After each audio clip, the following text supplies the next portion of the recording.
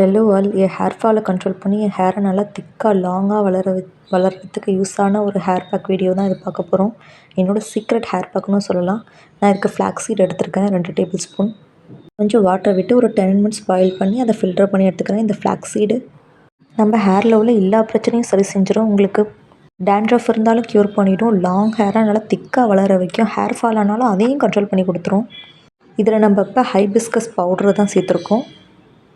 கொஞ்சம் fenugreek powder, இது எல்லாமே நாட்டு மருந்து கடையில் கிடைக்கும். கொஞ்சம் ஆம்லா பவுட்ரு, நெல்லிக்காய் பவுட்ரு எடுத்துருக்கோம். அதுக்கப்புறம் கொஞ்சம் பிரிங்கராஜ், கரிசலாங்கண்ணி. இதை நம்ம முடியை நல்லா கருகருன்னு ஆக்கும்.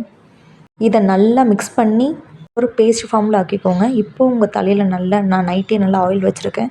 ஆயில் வச்ச தலையில் தான் இதை அப்ளை பண்ணணும், இல்லைனா ரொம்ப ட்ரை ஆக்கி விட்டுரும் ஹேரை.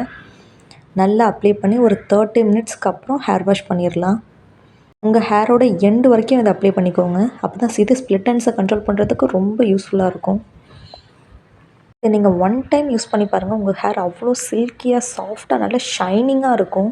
உங்களுக்கு எவ்வளோ ஹேர் ஃபால் ஆனாலும் இந்த ஃப்ளாக்ஸ் சீட் உங்கள் ஹேரை லாங்காக வளர்கிறதுக்கு நல்லா யூஸ் ஆகும். தேங்க்யூ.